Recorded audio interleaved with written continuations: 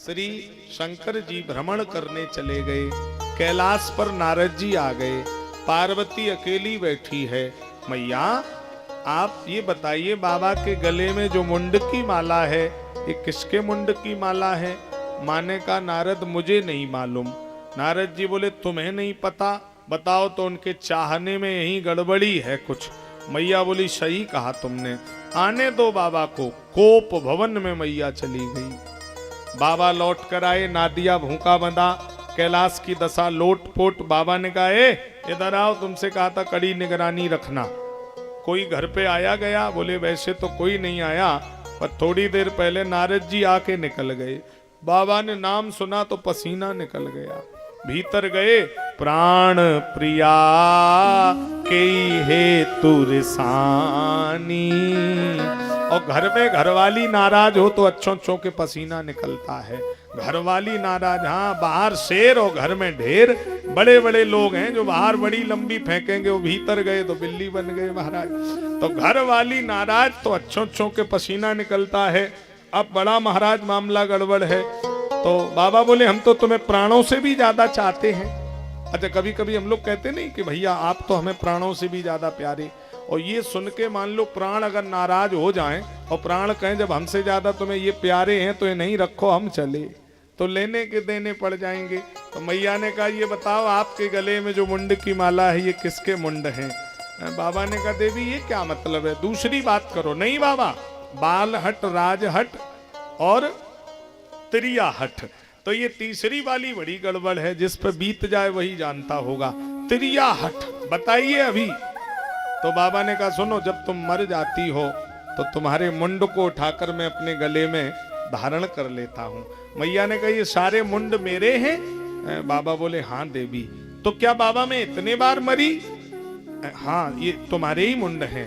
मैया को क्रोध आ गया, खड़ी हो गई। बाबा ने कहा क्या बात है देवी? मैया ने कहा ये बताइए जब मैं इतने बार मरी तो आप क्यों नहीं मरते हैं?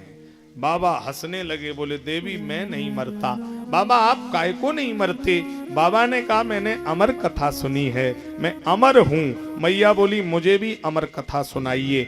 चलो कैलाश से सीधे अमरकंटक पर्वत पर बाबा ने गुफा में डमरू बजाया तो सारे पशु पक्षी डमरू की आवाज से उड़ गए, लेकिन एक तोते का अंडा वहीं रखा रह गया। पक्षी तो उड़ गया लेकिन अंडा वहीं है। अंडा विगलित हुआ, फूट गया। मैया कथा में हुंकारी भर रही, तोता का बच्चा हुंकारी भरने लगा। मैया कथा में सो गई। तोते के बच्चे ने पूरी कथा सुन ली। बाबा ने त्रिशूल उखाड़ा, ए देवी मेरी कथा किसी ने चुराई है, कौन है प्रकट हो जा, प्राण ले लूंगा। तोता का बच्चा पंख फैलाकर भागा। कहा? मिर्जापुर जिला, उत्तर प्रदेश के जनपद जिला जालौन के कालपी नामक शहर के किनारे मत्स्यगंधापुर पर्वत पर व्यास पत्नी पिंगला के मुंह के द्वारा जमाई लेने पर गर्भ में प्रवेश कर गया। बाबा ने कहा पिंगले तुमने गर्भ में चोर को शरण दी है, गर्भ प्रसव करो। देवी ने कहा वेद ने कहा है शरण में आए हुए शरणार्थी को कभी त्यागा नहीं जाता, ये मेरी शरण में है। बाबा ने त्रिशूल गाड़ दिया, पिंगले जब तक बच्चे को जन्म नहीं देगी मैं तेरे दरवाजे से नहीं जाऊंगा, नहीं जाऊंगा, नहीं जाऊंगा। पिंगले ने हाथ में जल लिया, जब तक आप मेरे दरवाजे पे रहेंगे तब तक मैं इस बच्चे को जन्म ही नहीं दूंगी, नहीं दूंगी, नहीं दूंगी। धन्य है आर्यावर्त की माता, धन्य है भारत की नारी। 12 वर्ष भोले बाबा एक आसन बैठे रहे, मैया ने जन्म नहीं दिया। भोले बाबा ने देखा no profit, loss is loss. Free में सिक्योरिटी की नौकरी कर रहे, त्रिशूल उखाड़ा सीधे कैलाश पे चले गए।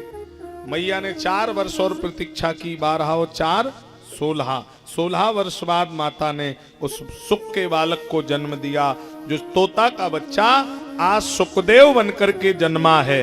बोलो सुखदेव भगवान की। जन्मत ही सुखदेव जी नराल पेटे अंग, भाग चले सुखदेव जी लगे व्यास जी संग। 16 वर्ष के सुखदेव जी जवान हैं, बड़े बड़े बाल हैं, नाला लटक रहा, नालक छेदन नहीं हो पाया और उठकर के जंगल में दौड़ पड़े। पैर में खड़ाऊ भी नहीं है, नंगे पैर दौड़ रहे। यम प्रव्रजंतमनुपैतमुपैत कृत्यम द्वैपायनो विरह कातर आजुहाव। तरवो विनेदुस्तम सर्वभूत हृदयम मुनिमानतोस्मि। यम प्रव्रजंतमनुपैतमुपैत कृत्यम, यज्ञोपवीत भी नहीं है, वस्त्र भी नहीं, दिगंबर भेष है, लंगोटी भी नहीं है, बड़े बड़े बाल, नाला लटक रहा है और दौड़ते चले जा रहे। वक्षस्थल चौड़ा, लंबी भुजाएं, बड़े सुंदर लग रहे हैं सुखदेव जी। पीछे व्यास जी दौड़े। हाँ बेटा सुखदेव, एक बार माँ को माँ कह दो, पिता को पिता तो कह दो। और सुखदेव ने मुड़ के भी नहीं देखा। तारवो भिनेदु, आगे गए तो वृक्षों ने अभिनंदन किया, रुको, आप चेतन हैं, हम जड़ हैं, हम साल में लाखों फल देते हैं, लोग लाठी डंडे से मार मार कर ले जाते, हम कभी कहते कि मेरा फल मुझे वापस दे जाओ। तुमने एक पुत्र रूपी फल पैदा किया संसार के कल्याण के लिए और तुम रोकर भाग रहे हो। थोड़ी देर व्यास जी सुने और फिर भागे। हाँ बेटा, आगे एक सरोवर है, कुछ जवान कन्या स्नान कर रही हैं। विवस्त्र कन्या स्नान करती रहीं जब सुखदेव जी निकले और दाढ़ी वाले व्यास जी निकले तो कन्याओं ने झटपट कपड़े पहन लिए। व्यास जी को बड़ा बुरा लगा, मेरे जवान बेटे की लज्जा नहीं की, मेरे जैसे बूढ़े की लज्जा करती हो, श्राप दे दूंगा।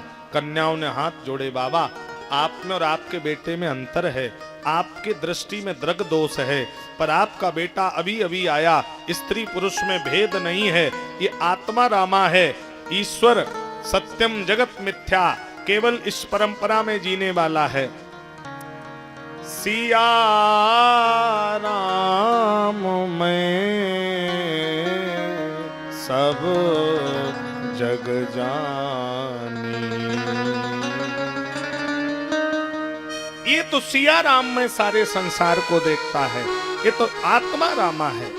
दृग दोष मोतियाबिंद से भी खतरनाक बीमारी है, प्रत्येक माता बहन के आंख में होगा। इसका हेम्योपैथिक एलोपैथिक कोई इलाज नहीं है। इस दृग दोष का इलाज हमारे वेद पुराणों में है। बकेवर वाले चाहो तो मैं बता दूं, दृग दोष की दवा बता दूं, सुन लीजिए। दृग दोष की क्या दवा है? गुरुपद रज मृदु मंजुल अंजन, गुरुपद रज मृदु मंजुल अंजन, नयन अमीय दृग दोष विभंजन, नयन अमीय दृग दोष विभंजन, दोष विभंजन।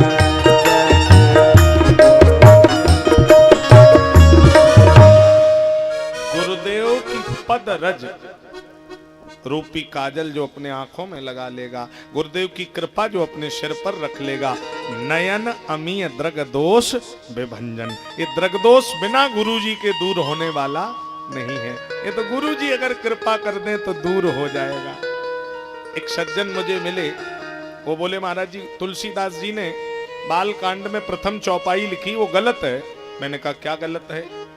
बोले बाबा ने लिखा, बंदऊ गुरु पद पदम परागा, सुरचि सुभाष सरिस अनुरागा।